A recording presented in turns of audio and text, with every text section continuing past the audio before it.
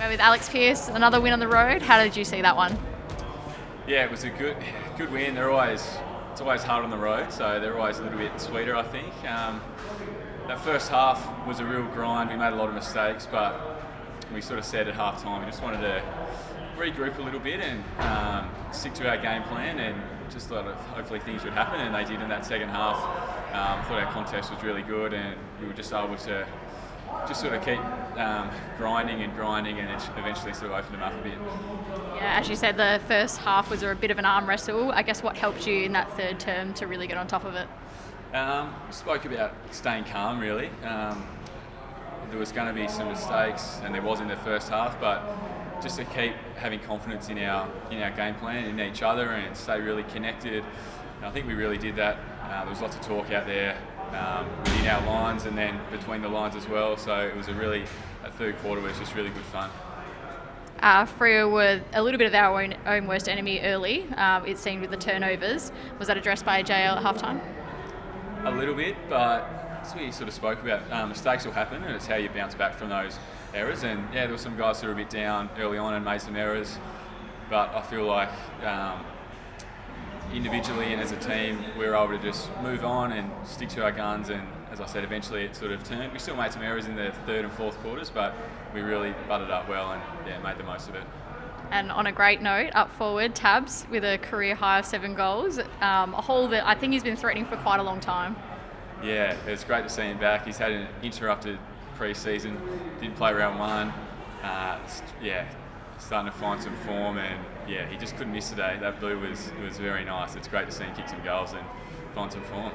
Yeah, as you said, he's had an interrupted pre-season, but come out all guns blazing today. Yeah, he was great. He was well supported by a lot of our forwards. They looked quite dangerous. I think we helped him a bit more in the second half by getting the ball a bit deeper and giving him a chance. Our mids were fantastic all game. I thought Andy was great. Wiz was great.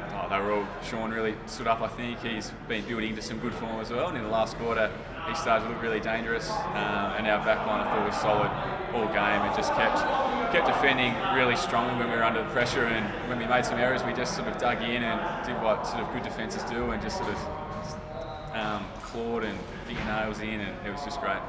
You briefly mentioned him, but Andy, I think he's just gone to another level. Hard to imagine though. Yeah, he's been in some great form this season. He's just so clean with the ball. His leadership's been really good. He's been starting to lift in that area. When you see him around the ball and driving, it really gives everyone a lift. So he's great. He's playing his role fantastically. And how important, I guess, contributing to that middle when there's been a few injuries in that spot? Yeah, there has been. I touched on Will Brodie. He's got his chance and done some really good things. Having Caleb back was nice. Darcy Tucker was in some great form this pre-season, and now he's a sub. So we've obviously got the skipper to come back. So it's a good problem to have, some of these guys missing out, and I think we know, everyone in this team at the moment, that we really have to turn up and commit every week, because there's guys who are desperate to play and deserve a spot as much as what we do. And you had a big task today on Peter Wright. Must be happy to keep him off the scoreboard. Yeah, it was good. Again, I thought our backline worked really well together as a group, which is when we're playing our best, it's 6 of us working together and helping each other out, which I thought were fantastic. But yeah, it's good to be able to come back and feel good out there and play my role and get it done. It was nice. Did you have a bit of a game plan going up against him?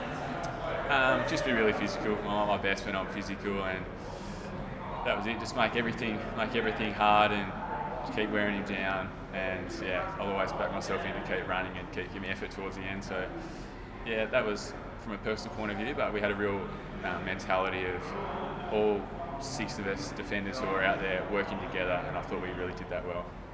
And you've been the stand-in skipper for Fife in Fifey's absence. That's something a bit new to you. Normally Dave steps up and does that role. How have you found the experience? It's been great.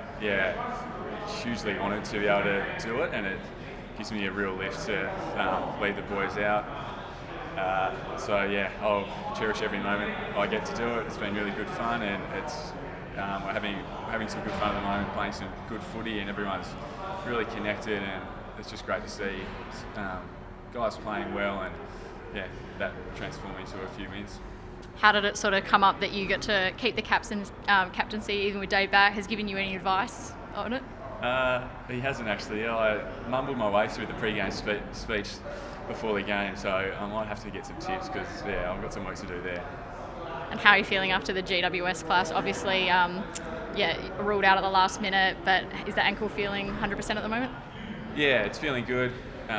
Really good. It was a tough decision to make last week because it just wasn't 100%, and with Griff ready to go, it was better for the team for him to come in and give me another week. So it's been a challenging week for Griff, especially getting dropped after playing so well. But it's a really good problem to have that we've got so many players and lots of defenders like banging the door down. Ethan Hughes, Nathan Wilson, really banging the door down.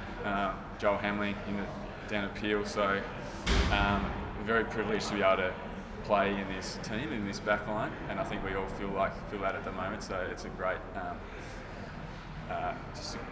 great position to be in, to have so many players vying for the squads.